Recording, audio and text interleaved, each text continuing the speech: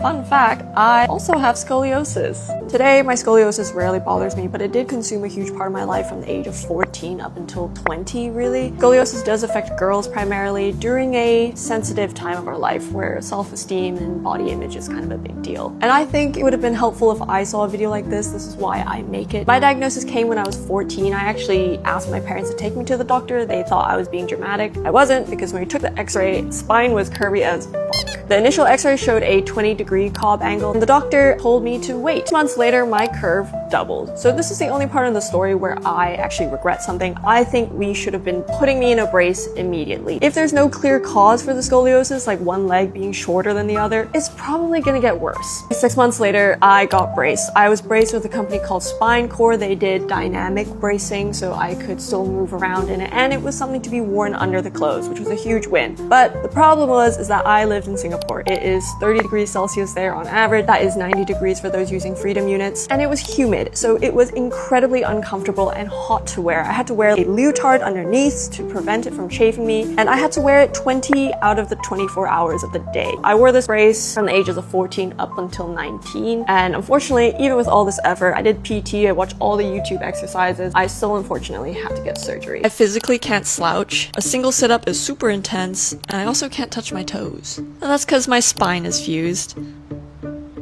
My curve was at 50 degrees, which is kind of on the cusp of needing surgery. I was 19 at the time, and we decided to get the surgery done in Belgium because my family was there.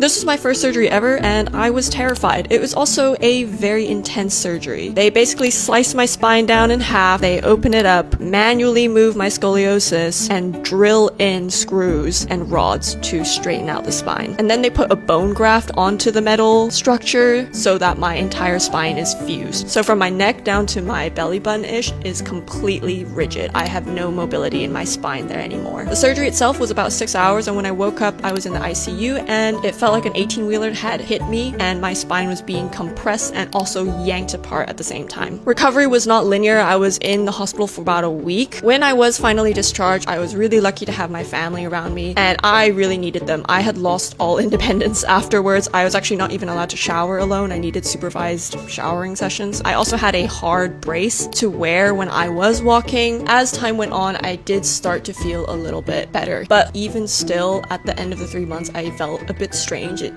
took a lot of getting used to. Even today, 8 years after the surgery, I can't really say that my back and spine feels fully normal, but on a daily basis, it does not bother me at all. I occasionally bump my head when I get out of the car because I can't curve my spine, and sometimes I'll need some help to lift heavy objects. I have absolutely no regrets about the surgery. I'm really glad I did it. It was very satisfying to kind of see a straighter spine. Plus, I love my scar, and I grew an inch. Pretty good. It is a super tough surgery. I will not downplay it, but 8 years later, I have no regrets, and I turned out just fine.